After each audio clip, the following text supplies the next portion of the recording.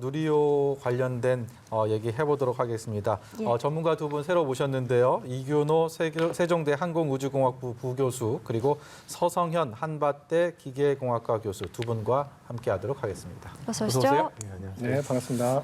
지금 누리호는 발사 예정 시간인 오후 4시에 힘차게 창공을 갈랐고요. 이제는 47분 정도를 막 지나고 있는 상황입니다. 지금 상황의 누리호는 그리고 누리호에 탑재됐던 위성은 어떤 상황일까요?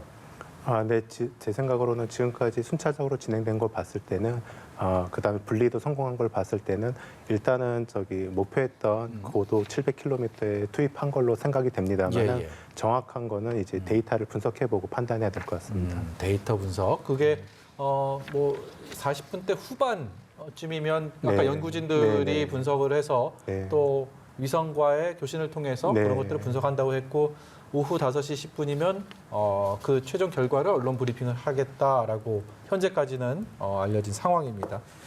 교수님께서는 오늘 4시 이전부터 그리고 누리호 발사가 된 4시 그리고 지금까지 네.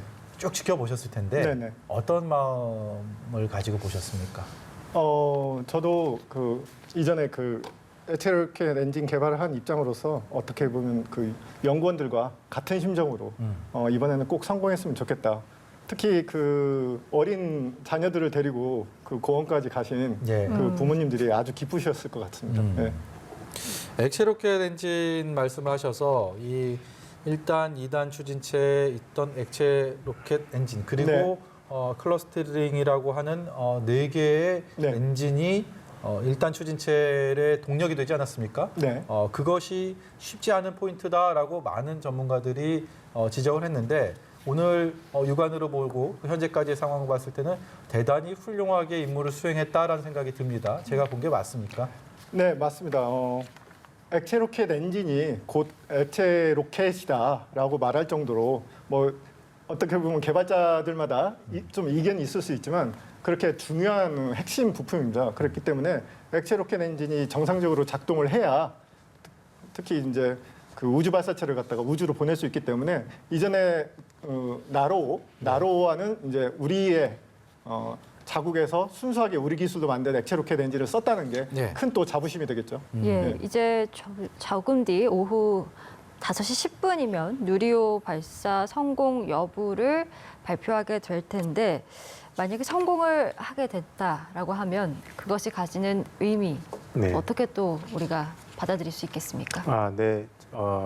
만약에 성공을 하게 됐다 그러면은 우리 땅에서 우리 기술로 우리 발사체를 이용해서 이제 우리가 만든 위성을 직접 우리가 원하는 우주 공간으로 투입할 수 있는 독자적인 기술 능력을 이제 핵심 기술을 확보했다라고 볼 수가 있게 되겠습니다. 그럼을 통해서 이제 미국, 일본이나 중국과 같은 발사체를 보유한 우주 선진국의 초석을 진입할 수 있는 초석을 마련했다라고 생각이 듭니다.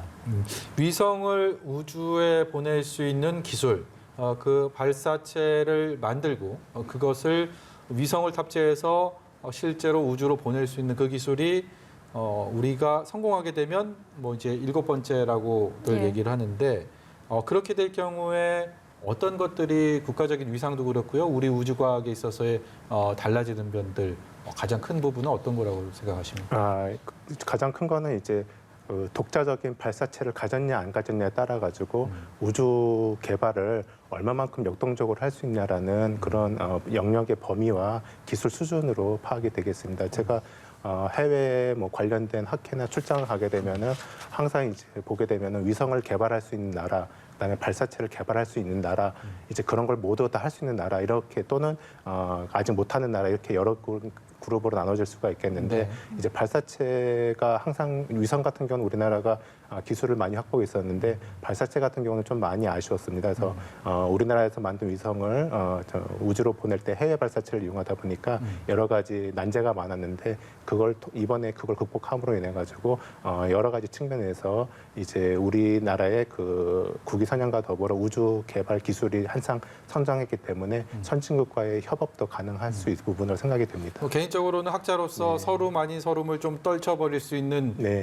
계기도 될 수 있을 것 같고 그리고 세계의 우주 강국들 그리고 우주 개발에 힘쓰고 있는 나라들이 우리나라를 보는 시선도 기존과는 좀 달라질 수 있는 계기가 충분히 되겠군요. 네, 당연합니다. 예, 발사체를 보유한 나라는 위성을 독자적으로 개발할 수 있는 나라보다 한정돼 있습니다. 왜냐하면 그 기술 자체가 이제 국방하고도 직결되기 때문에 중요한 보안 기술이 되겠습니다. 이제 네. 그런데 국내에서 이제 독자적으로 물론 이제 최신 기술은 아니다 하더라도 예. 그래도 우리 마음대로 할 수 있다라는 기술을 갖고 있는 게 이제 중요하다고 봅니다. 예. 이 무게 1톤 이상의 인공위성을 자력으로 쏘아 올릴 수 있는 국가. 이제 우리가 이번에 누리호를 성공을 시킨다면 네. 거기에 포함이 돼서 7개 국가, 네. 7위가 되는데 앞으로 그렇게 된다면 어떤 점이 달라지게 되는 건지도 궁금합니다. 계속 이어서 말씀을 드리면 지금까지는 그 우주 개발이 균형적이지 않았습니다.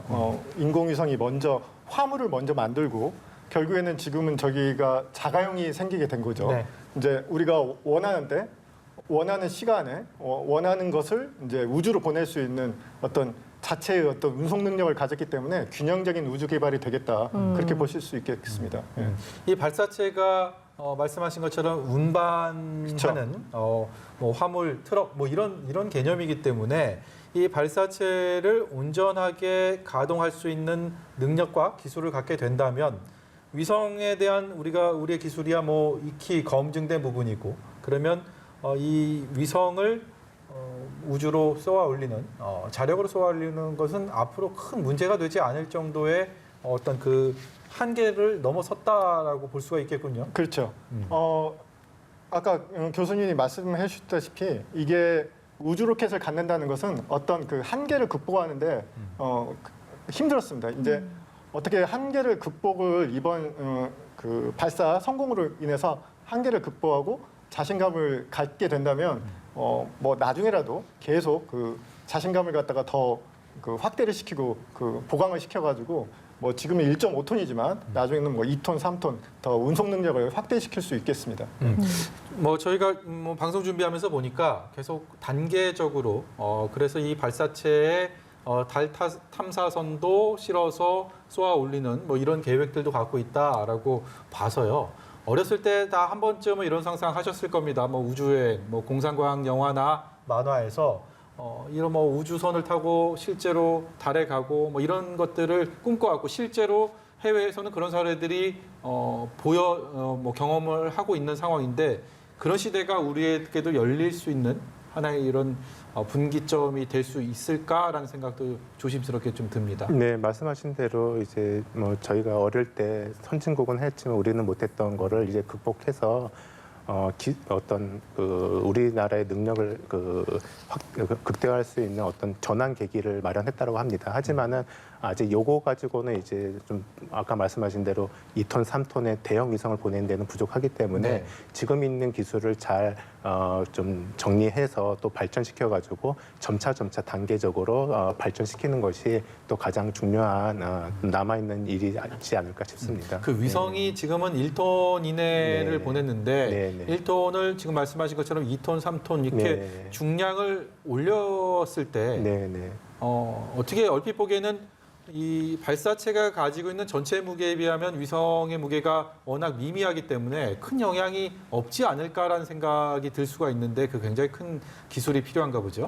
네, 보통 저궤도라고 해서 500에서 700km 사이에는 보통 그 1톤 즉 1,000kg 내외의 위성을 주로 보내게 돼 있고요. 예. 하지만 이제 그 무게랑 이제 크기가 직결됩니다. 그래서 무게가 그 정도 되는 거는 크기가 한정돼 있기 때문에 다양한 임무를 수행하는데 또 용도가 네. 또 제한될 수가 있게 되겠습니다. 하지만 2톤, 3톤 늘어나게 되면은 그만큼 또 이제 그 다양한 능력을 갖고 있는 위성을 발사할 수가 있게 되겠는데요. 예를 들면 우리가 흔히 알고 있는 그 위성 TV 같은 것들이 또는 통신 이런 것들이 이제 그 2톤, 3톤에 해당되는 위성들이 돼 있고 해외에서는 그런 위성들을 발사해서 많은 이윤을 창출하고 있습니다. 위성이 그렇게 무게가 늘어나게 되면 네. 기능이 다양화되지만 네. 그러기 위해서는 3단 추진체의 어떤 그 엔진의 이 성능을 포함해서 여러 가지들이 좀 개량이 돼야 되는 상황이겠군요. 맞습니다. 지금 누리호는 이제 700km 고도의 1.5톤의 위성을 투입하는 것이 목적인데 이제 요거는 해외 발사체의 규모를 보게 된다면은 소형 쪽에 해당됩니다. 예. 우리 흔히 알고 있는 스페이스X 같은 경우는 대형 발사체이기 때문에 네. 그런 경우는 2톤, 3톤의 위성을 뭐 두 개 정도도 같이 보낼 수 있는 능력을 갖고 있습니다. 그렇기 때문에 그러기 위해서는 이제 추진력이 커야 되겠고 그러려면 또 연료를 많이 씻어야 되겠고 그런 좀 기술적으로 좀 확대를 해야 될 부분이 있습니다. 마찬가지로 위성에는 또 별도의 연료를 실어가지고 또 발사체가 직접 투입 못하는 경우는 이제 위성이 혼자 스스로 추진 시스템을 이용해서 이제 궤도를 올려야 되겠습니다. 예, 앞으로 예정된 일정들 상황들도 좀 짚어보고 싶은데 이제 성능 검증 위성이 상공 700km에서 지구 주위를 돌면서 한 2년 동안 임무를 수행할 예정이잖아요. 네네. 그 2년 동안 어떤 임무를 수행하게 되는 건지도 궁금합니다. 지금 성능 검증 위성은 결국에는 첫 번째 그 기능은 그 나로가 어떤 그 이전에 1차 발사 때는 누리호가 1차 발사 때는 이제 그 어떤 더미 위성을 사용했는데 그 예. 더미 대신에 실제 그 궤도를 돌면서도 어떤 과학적인 측정을 한다든지 뭐 지구를 관측한다든지 그런 어떤 능력들을 그러면서 그 어떤 그 우주 개발 업체들이 국내 우주 개발 업체들이 개발한 여러 가지 어떤 장치들이 있습니다. 그 장치들이 실제 우주 환경, 극한 우주 환경에서 제대로 작동하는지 그걸 또 검증해보는 아주 귀중한 기능들을 다 하겠습니다. 예. 두 분 다 우주과학자니까 저는 이 분야는 워낙 생소하기 때문에 이런 생각이 들었습니다. 다른 것들은 연구를 하고 기술 개발하는 데 있어서 뭔가 실패를 하고 나면 그 부분을 다시 분석을 하고 거길 또 보완을 하고 이런 것들을 통해서 가령 뭐 블랙박스라는 것도 있고요. 그런 걸 통해서 좀 미비점을 보완하게 될 텐데 이 우주 개발 같은 경우는 뭐 발사해서 이미 뭐 이 추진체도 뭐 분리가 되고 그리고 뭐 우주로 날아가 버리고 불에 타버리고 막 이렇게 되면 이걸 회수해서 부족한 부분을 분석하고 보완할 수가 없기 때문에 더더욱 좀 어려움이 뒤따르지 않을까라는 생각이 네. 들었거든요. 실제로 현장에서 뭐 그런 부분에 대한 좀 애로사항도 좀 있을 것 같습니다. 사실 1차 발사를 저희가 1차 발사를 시험 발사라고 한 이유가 있습니다. 결국에는 방금 말씀드렸다시피 위성도 우주 공간에 나가가지고 실제 이게 제대로 작동하는지 그걸 시험을 해봐야지 우리가 그걸 끝으로 확인할 수 있는 거거든요. 완벽하게. 그러니까 결국에는 발사체도 이게 우주로 제대로 나갔는지 확인을 해야 되는데 앵커님 말씀하신 대로 이게 제대로 나간 다음에 이제 그걸 갖다가 확인을 하기 위해서는 우리가 그걸 갖다 다시 회수할 수 없기 때문에 무선으로 통신을 하면서 계속 데이터를 받아서 그 데이터를 갖다가 분석을 해서 추론을 하게 되는 거죠. 네. 이랬을 것이다라고. 예. 천만다행인 게 그래도 닷새 전에 기술적인 결함으로 발사를 하지 못했고 그리고 생각보다 우려했던 것보다 너무나 빨리 보완을 해서 오늘 현재 이 시간까지 아무런 문제가 발견되지 않은 상황에서 이 최종 성공 발표를 기다리고 있는 이 상황 자체를 정말 놀라울 따름입니다. 이 정도까지 해낼 수 있을 거다라고 기대하셨습니까?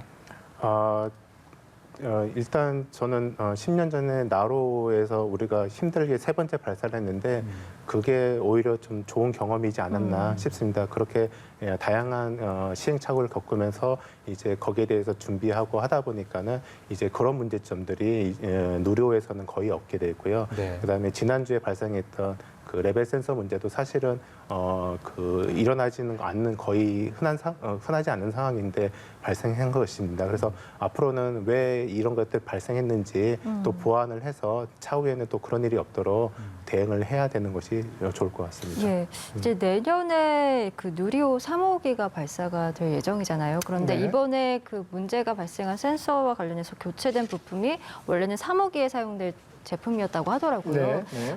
그 내년까지의 큰 문제는 없겠습니까? 다시 개발하면 되는 겁니까? 네. 결국에는 이게 너무나도 수십만 개, 37만 개라고 하는데요. 부품이 이루어져 가지고 이게 정상적으로 자신의 기능과 성능을 갖다가 발휘해야지 완벽하게 그 우주 로켓이 이제 우주로 나가게 되는 건데요. 100% 자신할 수 없지만 많이 경험을 했으시라 봅니다. 이번에 자신감을 얻고 이제 3차 발사를 위해서 만든 제품을 끌어다 썼지만 또 네. 2차 발사 때 지금 문제를 일으킨 걸 갖다가 면밀히 분석해서 다시 보완을 하면 오히려 이게 시험 발사에 큰 의의가 있다라고 네. 볼 수 있겠습니다. 예. 네.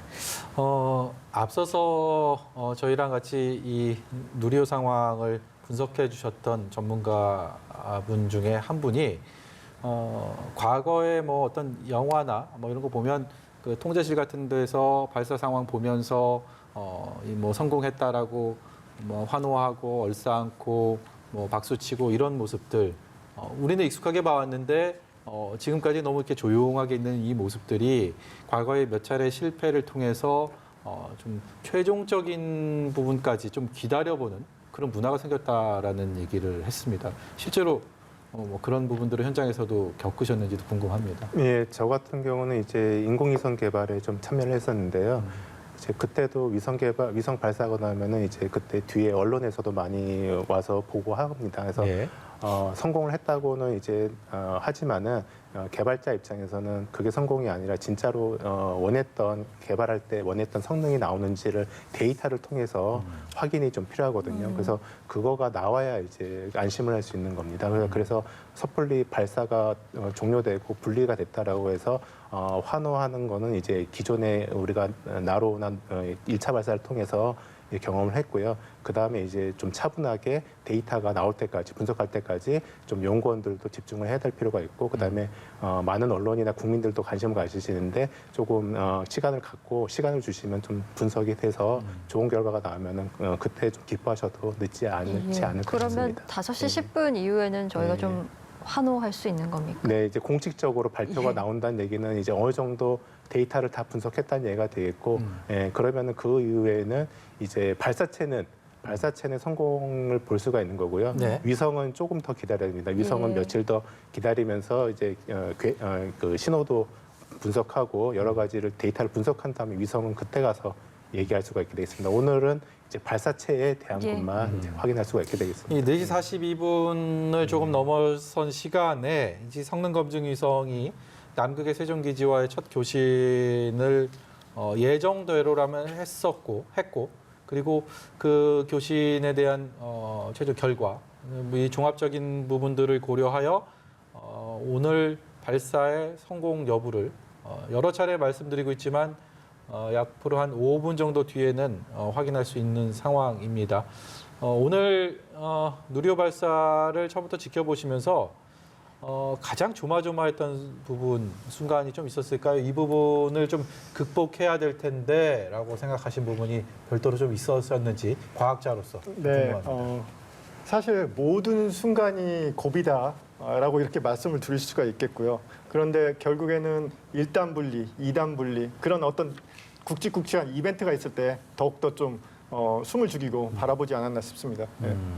어떻게 보면 정말 짧은 시간에 저희도 뭐 불과 이륙하고 나서 뭐 1, 2분, 2, 3분, 3, 4분 안에 뭐 1단, 2단, 3단이 분리됐다는 것들을 뉴스 속보를 통해서 전해드리면서 야, 이 짧은 순간을 위해서 참 그렇게 많은 노력을 기울여 왔구나, 그렇게 가슴을 졸여 왔구나라는 네.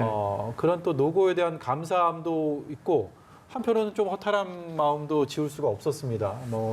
이 짧은 순간에 정말 모든 것이 결정이 되는구나. 현장에서는 우리가 느끼는 일반 국민들이 느끼는 그 시간과는 또 다른 무게의 시간 아니겠습니까? 맞습니다. 예. 개발자 입장에서는 이제 본인이 몇 년간 투자해가지고 노력해서 얻은 결과물이 이제 성공적으로 작동했다라는 기쁨도 얻지만은 한편으로는 눈에 보이지가 않습니다. 우주에 있다 보니까 예. 그래서 좀 약간 허탈한 감도 얻지 않습니다. 예. 지금 이 시간쯤이면 나로우주센터에서 연구진들은 어떤 생각을 하고 또 이렇게 이 언론 발표를 하기 공식적인 브리핑을 하기 이전에 지금 상황 직전의 상황인데요. 그야말로 네네. 어떤 심경일까요? 결국에 자신의 임무를 갖다가 다 하신 분들은 좀 이제 한숨을 돌리면서 거기서도 좀 나눠질까요? 네네. 그러면서 이제 결국에는 데이터를 받아서 분석하시는 분들은 다시 한번 체크를 해보겠죠. 왜냐하면 5시 10분에 이제 발표를 하게 되면 공식적인 발표를 해야 되기 때문에 한 번, 두 번 계속 재점검을 하시지 않나 싶습니다. 네. 그럼 우리 서 교수님처럼 이렇게 위성에 대한 개발을 했던 분들은 오늘 뭐 지금까지의 상황만 가지고는 발을 뻗거나 환호를 할 수 있는 상황은 아니겠군요. 이제 그 만약 제 경험으로 봤을 때는 일단 성공했더라도 약간 좀 불안하기 때문에 뭐 며칠 동안 계속 모니터링하면서 이제 그 다음에 안정화되는 거를 봐야만 좀 그때서야 많이 안심이 된다. 개발자 입장에서는. 각자의 분야에서 네, 조금 더 전문적으로 네, 보는 네. 시선이 다르니까요. 맞습니다. 예, 누리호 2차 발사 이제 3분 뒤면 그 성공 여부가 판가름이 날 텐데 성공을 하게 된다라고 했을 때 그 다음 단계에 대한 이야기도 좀 해보고 싶습니다. 누리호 후속 발사체 개발도 속도를 내고 있는 거로 알고 네네. 있는데요. 좀 어떤 내용을 들어볼 수 있을까요? 지금 누리호 1단계에서는 2번의 발사, 2번 발사까지가 있고 그 다음에 4번의 발사가 내년부터 있습니다. 이제 고도화 사업이라고 해가지고요. 그 다음에 차세대, 아까 말씀드렸다시피 2톤, 3톤. 지금은 1.5톤 정도를 갖다가 저궤도로 보낼 수 있는 발사체지만 그것보다 운송 능력을 늘려가지고 우리가 향후에는 뭐 우주선도 달 탐사 아니면 뭐 나가서는 화성 탐사까지 할 수 있는 그 고중량의 우주화물도 보낼 수 있는 어떤 능력을 가지게 되었습니다. 끝으로는 사실 이게 무인 우주선이지 않습니까? 우주 예. 로켓. 그런데 유인 사람도 좀 태울 수 있는 우주인도 태울 수 있는 그런 식으로 좀 더 확대됐으면 하는 바람입니다. 예, 저희가 앞서서 이균호 교수님을 서 교수님이라고 잘못 예. 말씀을 드렸네요. 우리 이균호 교수님은 세종대 교수님이시고 이 위성의 개발 연구에 아주 중점적으로 해오신 분이고 서 교수님은 액체 로켓 엔진을 개발하는 분이었습니다. 예. 현장이 지금 연결될 준비가 돼 있다고 합니다. 그야말로 어떤 브리핑이 있게 될지 들어보시겠습니다. 2022년 6월 21일 오늘 16시에 발사된 누리호는 목표 궤도에 투입되어 성능 검정 위성을 성공적으로 분리하고 궤도에 안착시켰습니다. 한국형 발사체 누리호의 성공을 발표합니다. 국민 여러분, 대한민국 우주의 하늘이 활짝 열렸습니다. 대한민국 과학기술이 위대한 전진을 이루었습니다. 1993년 6월 최초의 과학 관측 로켓 과학 1호가 발사된 지 꼭 30년 만입니다. 대한민국은 우리 땅에서 우리 손으로 우리가 만든 발사체를 우주로 쏘아 올리는 7번째 나라가 되었습니다. 이제 정부는 2027년까지 4번의 추가 발사를 통해 누리호의 기술적 신뢰도와 안정성을 높여나갈 계획입니다. 그리고 8월에는 최초의 달 궤도선 다누리를 발사하고 국제 유인 우주 탐사 사업 아르테미스에도 참여하면서 대한민국의 우주 개발 역량을 계속해서 키워 나가겠습니다. 또한 정부는 우주산업 클러스터 육성과 재정, 세제 지원 등 다양한 정책적, 제도적 지원을 적극 추진하여 뉴 스페이스 시대를 대비한 자생적 우주산업 생태계를 조성해 나가겠습니다.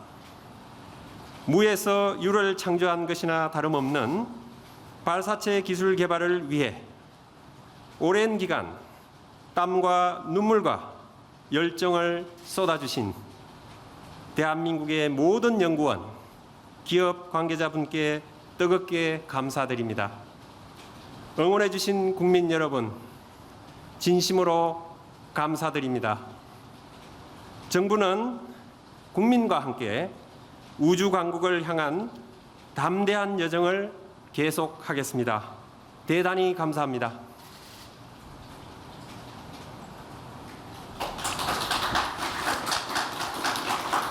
네, 그러면 장관님 잠시만, 네, 혹시라도 모르니까 혹시 기자님들 중에 질문 있으시면 간단하게, 네, 블로터에 네, 정두영 기자님. 블루토의 정두영 기자입니다. 저희 누리호 개발과 관련된 향후 일정은 어떻게 되는지 궁금하고요. 그리고 그동안 고생한 연구진에게 한 말씀 하신다면 어떤 내용을 말씀하시고 싶은지 부탁드립니다. 네, 이미 이제 예정된 대로 2023년 전반기에 누리호 3차 발사가 예정되어 있습니다. 위성 부분에서도 조금 더 고도화시켜서 뭔가 이렇게 좀 발전지향적으로 갈 예정이고 2027년까지 총 4번의 발사 계획이 예정되어 있습니다.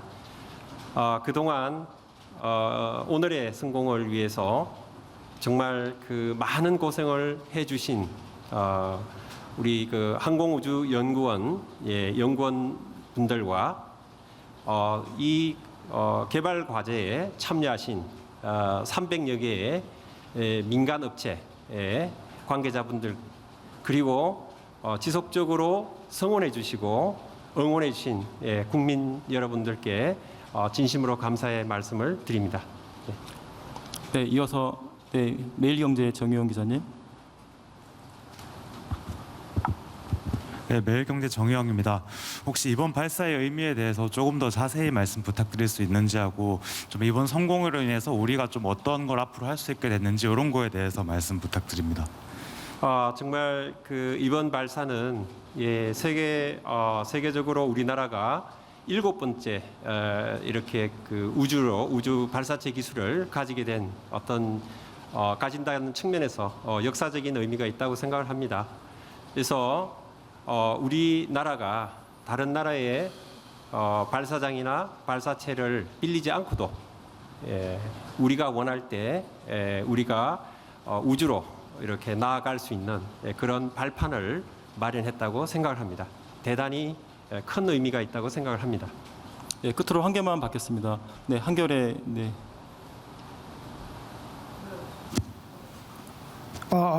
한결의 이근현 기자입니다.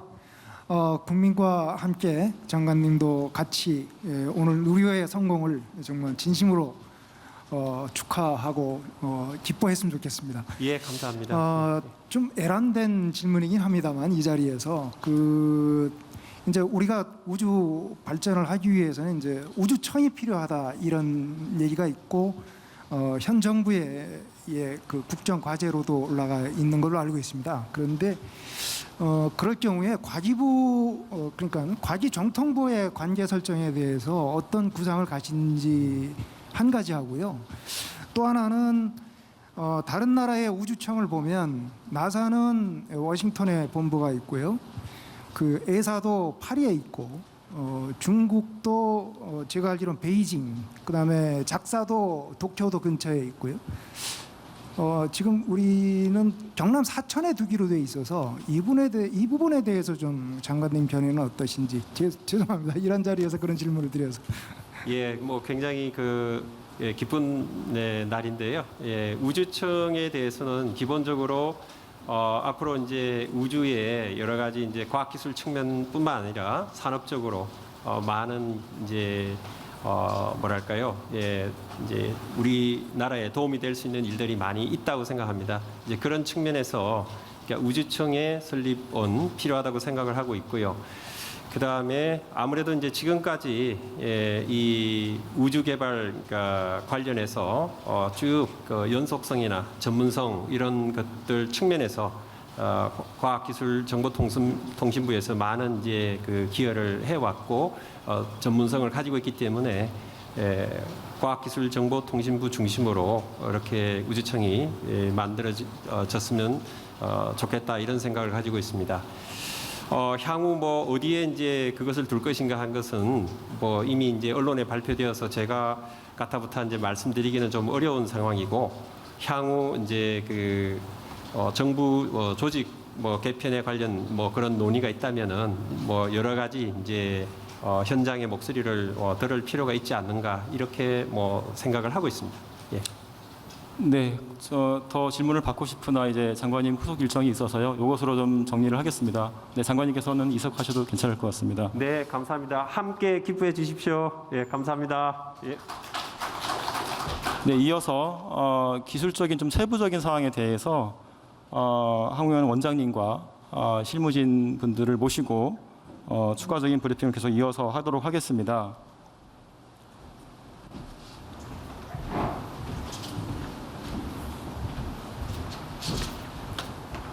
네, 금일 있었던 누리호 2차 발사 결과에 대해서 좀 더 자세한 기술적 사항에 대해서 항우연 이상률 원장께서 말씀드리겠습니다.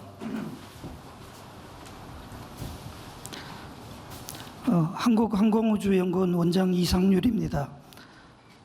앞서 곽희정 통부 장관님께서 말씀하신 바와 같이 누리호 2차 발사를 성공적으로 수행하였습니다.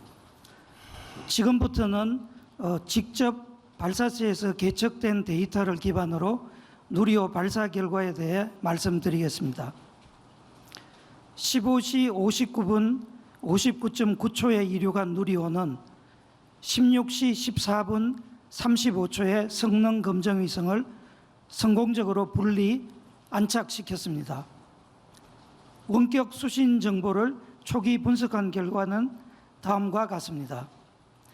누리호는 발사 후 정해진 비행 시퀀스에 따라 이륙 후 123초경에 고도 약 62km에서 1단 분리, 227초에 고도 202km에서 페어링 분리, 269초에 고도 273km에서 2단 분리,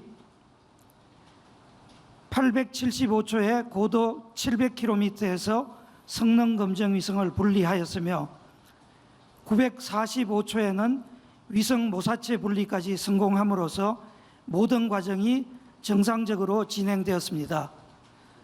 당초 배포해드린 자료와 숫자 차이는 있지만 원하는 고도와 속도에는 정확하게 투입됐다는 것을 말씀드리겠습니다.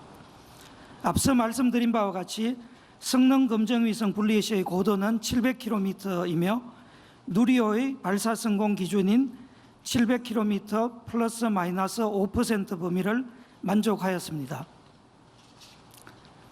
이어서 남극 세종기지 안테나를 통하여 성능 검정 위성의 초기 지상국 교신을 성공하고 위성의 위치를 확인하였으며 내일 오전 3시경부터 대전 한국항공우주연구원 지상국과의 여러 차례에 걸친 교신을 실시하여 위성의 현재 상태를 확인하기 위한 초기 명령을 위성으로 전송하고 위성으로부터 자료를 전송받을 예정입니다. 그동안 누리호 발사를 응원해 주시고 많은 격려를 보내주신 국민 여러분께 다시 한번 감사의 말씀을 드립니다. 감사합니다. 예, 이어서 현장에 계신 기자님들과 질의응답 시간을 갖도록 하겠습니다. 기자님들 질문 있으시면 손 들어주시고 소속과 성명 말씀해 주시면 좋겠습니다. 네. 네, 기다렸던 소식을 들었습니다. 예. 저희 다 같이 박수 한번 치고 얘기 나눠볼까요? 네, 누리호는 모든 임무를 성공적으로 다 해냈습니다. 수백 명의 연구진의 눈물과 땀, 여기에 국민들의 성원까지 더해지면서 국가대표 우주 발사체 누리호, 우주 독립과 우주 개발, 우주 개척을 위한 위대한 항해를 시작했다라는 소식 벅찬 가슴으로 전해드립니다. 세계 엔진 그리고 37만 개 부품이 아주 극한 환경 속에서 단 한 채 오차도 없이 제 할 일을 해냈습니다. 그리고 이제 우리는 우주 강국으로 가는 그야말로 꿈을 이룰 수 있게 됐습니다. 브리핑을 보고 오셨습니다. 목표 궤도에 투입이 됐고 모든 것을 이뤄냈다. 이 한마디로 지금까지의 여러 가지 노력들, 어려움들 네. 다 씻어낼 수 있는 것 같습니다. 네. 너무 감격스러운 순간이고요. 또 많은 또 지인들이 여전히 또 지금 이 순간을 기다려 오지 않았나 싶습니다. 제가 어떤 개인적으로도 감사의 말, 축하한다는 말 전해주고 싶고요. 저도 울컥 아까 그렇게 발표를 하는데 너무 울컥해가지고 갑자기 눈물이 날 뻔했습니다. 네. 네. 이 순간을 기다려 오지 않았나 싶습니다. 네. 30년 동안. 알겠습니다. 예. 정말 지금도 다시 말씀 중에 또 울컥하시는데 교수님께서도 한 말씀 해주셔야 될 것 같습니다. 네, 제가 15년 전에 처음으로 만든 위성이 교신 성공했을 때가 아직도 생생하게 기억나는데요. 그거보다 지금 여기 개발에 참여하셨던 개발 기술자분들은 더 큰 기쁨을 누리지 않았나 싶습니다. 예, 그동안 여러 가지 우여곡절이 많아가지고 예. 시행착오도 겪고 마음고생이 심하셨을 텐데 그거를 훌훌 털고 극복하셔가지고 이제 성공을 하니까 보는 입장에서도 좀 많이 응원의 박수를 보내고 싶습니다. 우리 우주과학이 위대한 전진을 이뤘다라고 공식적으로 얘기를 했습니다. 그리고 이 위대한 전진을 앞으로 계속 중단 없이 이어갈 뜻을 다시 한번 강조를 했는데 일단 27년까지 4번의 추가 발사 계획 이미 잘 알고 계시는 분들도 있을 텐데 앞으로의 추가 발사 계획 또 기술적 안정성 다 높일 계획이다라고 얘기를 했는데요. 어떻게 준비가 진행이 되고 있습니까? 말씀하셨다시피 23년도부터 24년도, 26년도, 27년도까지 각각 그 4번의 발사가 지금 계획이 되고 있고요. 그다음에 이게 한국형 발사체 고도화 사업이라는 명칭으로 진행이 되고 있고 그다음에 아까도 말씀드렸다시피 더 수송 능력을 갖다가 극대화시키는 4세대 발사체 사업이 또 지금 현재 진행 중 계획 중에 있는 걸로 알고 있습니다. 예. 네. 그리고 앞서 그 기자들과 질의응답 과정에서 오는 8월에 이제 최초의 달 궤도선 발사도 계획하고 있다라는 언급이 있었거든요. 이건 어떤 계획일까요? 네. 지금 나사와 협력을 통해서 나사에서 만든 탑재체를 이제 우리나라에서 개발한 달 궤도선 시험 궤도선입니다. 거기에 실어가지고 이제 이거는 누리호 발사체는 아니고요. 그 이전에 발사체 계약이 끝났기 때문에 이거는 스페이스X 발사체를 이용해가지고 달로 보내게 되겠습니다. 그러면서 이제 달 궤도를 주변을 선회하면서 이제 여러 가지 과학 실험을 하게 되겠고요. 그다음에 우주 인터넷이라고 해가지고 이제 멀리 달까지 인터넷이 되는지 그다음에 그런 이벤트를 통해서 제가 알기로는 BTS 노래를 아마 좀 우주 인터넷을 통해서 수신받고 이런 것들을 아마 실험함으로써 차후에 우리나라 달 탐사 계획에 좀 필요한 정보를 얻는 그러한 과정으로 알고 있습니다. 그런 성능적인 것들이 모두 확인이 되고 그것이 또 하나의 우리의 기술로 축적이 된다면 스페이스X가 아니고 우리 발사체도 실어서 달을 갈 수 있는 날도 조만간 오지 않겠습니까? 네, 조만간 희망하고 있지만 아직 조금 더 여러 가지 성능 개량도 해야 되고 예. 달 궤도선도 이제 그 데이터를 확보해서 좀 더 보완하고 이렇게 해야 되기 때문에 저도 희망하고 있지만은 좀 시간이 약간 필요합니다. 하지만은 충분히 기다려 주시고 그다음에 정부에서 투자를 하고 그다음 관련된 연구원들이 열심히 노력하면은 언젠가는 그날이 오지 않을까 싶습니다. 역시 과학자셔서 굉장히 신중하십니다. 저는 그냥 기분에 이게 업돼가고 그러면 그러지 곧 그럴 것 같습니다 이렇게 하실 줄 알았는데 굉장히 신중하게 또 과학적으로 접근을 해주셨습니다. 이번 누리호는 성능 검증 위성을 싣고 이제 발사가 됐잖아요. 네. 그럼 이제 다음에 있을 과제는 진짜 성능이 있는 위성을 실어서 가는 거 아니겠습니까? 네, 그렇죠. 이번 발사에서는 그 1.3톤이라는 또 그 더미가 밑에 성능 검증 위성 밑에 달려 있었습니다.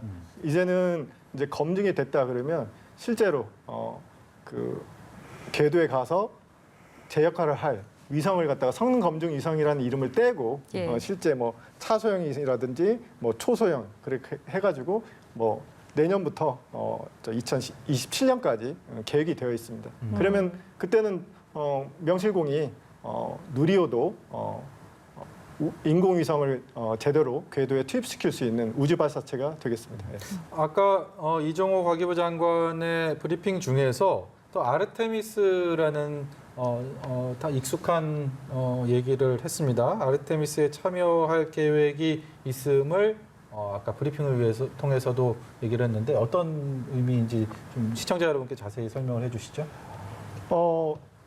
이번으로서 그 7번째 국가 이제 인공위성도 개발을 할 수 있고 우주 발사체도 가지고 있는 어떻게 보면 균형 있는 우주 개발을 할 수 있는 7번째 국가가 됐기 때문에 이제 전 세계적으로 하는 그 거대 프로젝트에도 적극적으로 참여를 하고 적극적으로 참여할 때 또 기술을 가지고 있기 때문에 좀 더 당당한 모습으로 참여를 해서 우리가 얻을 수 있는 건 얻고 그러면서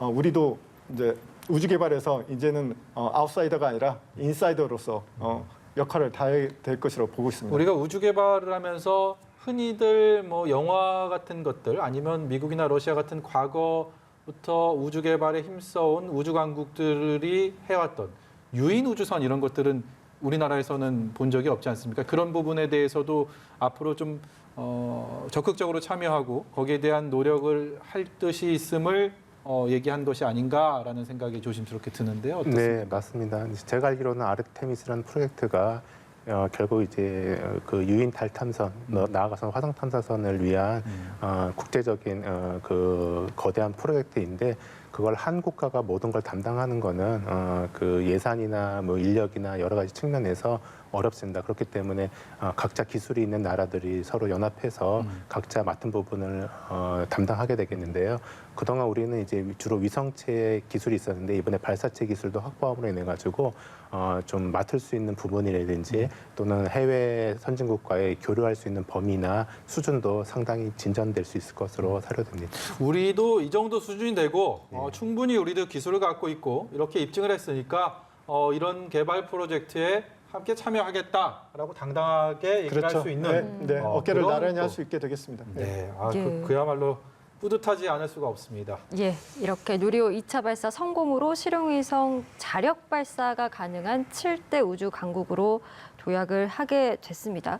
그만큼 뭔가 뉴스페이스를 이끌 수 있을 만큼 이 우주 부분을 좀 총괄하는 전담 조직이 필요하다라는 주장들도 최근에 더 커지고 오늘 이제 발사 성공으로 인해서 그런 목소리가 더 커질 것으로 보이는데 앞서 과기부 장관도 질의응답에서 우주청 설립 필요성에 대해서 어느 정도 공감을 하는 그런 목소리를 들려줬습니다. 네. 전문가로서 이 부분은 좀 어떻게 생각하시는지도 듣고 싶네요.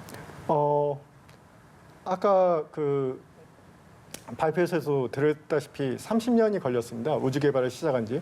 그래서 30년이 걸려서 우주 발사체 누리호를 성공을 시켰습니다. 그만큼 이게 호흡이 긴 사업이다.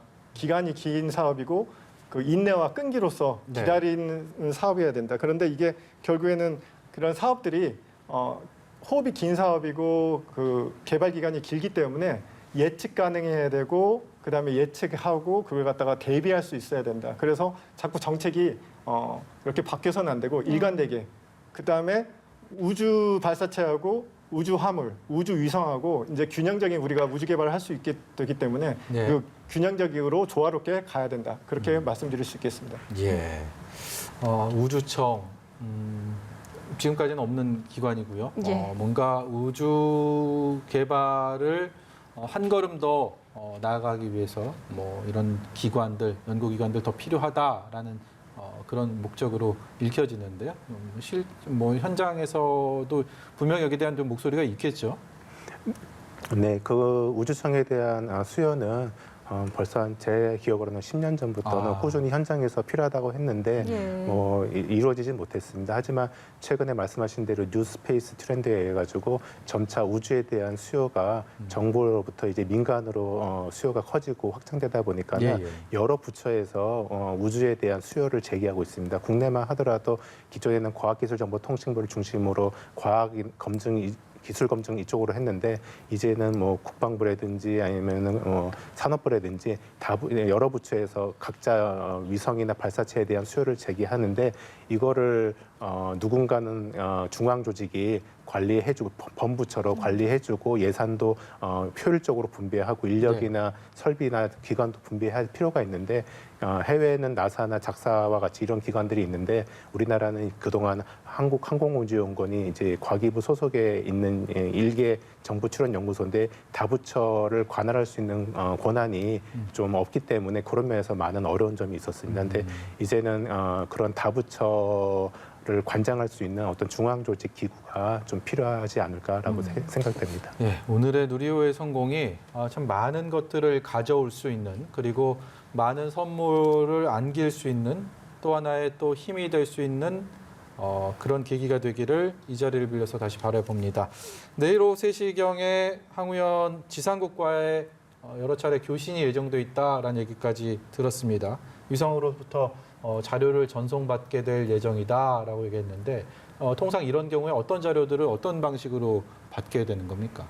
네, 보통 인공위성에는 이제 자료를 지상국하고 송수신할 수 있는 다양한 주파수 대역의 안테나가 있습니다. 그래서 그 위성에 장착되어 있는 센서에서 측정한 데이터를 그 특정 주파수 대역의 안테나를 통해서 수신한 다음에 그거를 이제 지상에 있는 장비를 통해서 사람이 쉽게 볼 수 있는 숫자로 디지털 데이터를 처리해서 숫자로 변환해 주면은 이제 그 값을 보고 이게 예상했던 범위 내에 있는 값인지 아니면 그 외에 비정상 값인지를 보고 판단한 다음에 정상 비정상인지를 판별할 수가 있게 되겠습니다. 예. 이제 저희도 방송 마무리까지 시간이 많이 남지는 않아서요. 오늘 누리호 발사 준비 과정부터 지금 이 시각 최종 성공했다라는 소식까지 쭉 들으면서 좀 마무리를 좀 정리를 해보도록 하겠습니다. 네. 교수님께서는 오늘의 뭐 심경에 대해서는 뭐 여쭤봤는데 또 앞으로의 과제에 대해서도 그리고 어느 부분에 좀 더 신경을 썼으면 좋겠다. 뭐 이런 것들도 학자로서 연구자로서 또 분명히 있을 것이고요. 어떻게 생각하십니까? 아무래도 우주 로켓이 현실적으로는 바로 어떤 경제적 창출을 내지 못한다는 어떤 다른 의견들도 있고요. 뭐 좋은 건설적인 의견이긴 합니다만 그래서 아까도 말씀드렸다시피 일관적인 정책이 있어야 되겠다. 일관적인 정책이 있어서 우주 개발을 하고 우주 개발에 좀 더 많은 젊은이들이 참여를 해서 꿈을 꿀 수 있었으면 좋겠다. 이게 사실 비현실적이지 않습니까? 제가 봤을 때는 비현실적인 일이 현실적으로 일어나고 있기 때문에 많은 또 젊은이들이 우주 개발에 어떻게 보면 자기의 어떤 그 미래를 한번 걸어봤으면 좋겠다는 생각입니다. 그러기 위해서는 우리가 일관된 정책을 계속 보여줘야 되겠죠. 비전을. 학생들을 뭐 가르치고 계시는데 이번에는 또 대학생들이 직접 만든 큐브 위성을 또 탑재했고 그것이 또 학생들에게 또 하나의 또 동력이 되지 않을까라는 생각도 드는데요. 어떻습니까? 네, 맞습니다. 사실 제가 요 누리호 관련해서 이제 외부 전문 자문위원으로 활동을 한 7, 8년째 해오고 있는데요. 사실은 이제 누리호 사업에는 애초에 위성을 개발할 예산이 없기 때문에 모두 다 질량 모사체 더미만 발사하려고 했습니다. 하지만은 그러다 보니까는 너무 의미가 퇴색이 돼서 이런 것들이 이제 자문위원단한테 의견이 어떻게 하면 좋겠는지 왔었고 그때 제가 좀 고민을 해보다가 초소형 위성, 대학생들이 만든 초소형 위성을 쏘게 되면은 실패하더라도 기존 위성과 달리는 예산이나 시간이 많이 들지 않기 때문에 부담도 적을 뿐만 아니라 혹시 성공하게 되면은 아까 말씀하셨던 대로 이제 우주 분야에 이제 꿈을 꾸고 있는 학생들한테 좀 더 큰 의미가 되지 않을까 싶어서 아이디어를 드렸는데 그게 이제 좀 더 키워져 가지고 오늘날의 아이디어로 된 것 같습니다. 그래서 이런 것들을 통해 가지고 이제 그 누군가의 하나의 작은 아이디어가 이렇게 여러 사람들이 모여가지고 실현이 된다 그러면은 그게 또 그 국가의 또 그 관련된 인재들을 양성하는데 많은 관심과 또 도움이 되기 때문에 이런 것들이 원활하게 계속 일어날 수 있도록 정부에서도 좀 많은 지원이 좀 해주셨으면 좋겠습니다. 우리 이윤지 앵커도 마지막으로 이런 역사적인 순간을 직접 전해드릴 수 있었던 이 소감 한 말씀 해주시죠. 사실 우주라는 분야가 굉장히 생소한데 이렇게 그래도 뉴스 앵커로서 우리나라의 정말 역사적인 순간 한순간에 또 함께할 수 있어서 저도 너무 영광이었고 어쨌든 2차 발사 성공 그 순간에 또 함께하게 돼서 더 기쁘다라는 말씀을 드려야 될 것 같습니다. 예. 그리고 오늘 2차 발사 성공까지 오늘 두 분 다 고생해 주셨는데요. 두 분은 여기서 또 보내드리도록 하겠습니다. 이균호 세종대 항공우주공학과 부교수 그리고 서성현 한박대 기계공학과 교수와 긴 시간 함께했습니다. 오늘 말씀 고맙습니다. 고맙습니다. 감사합니다.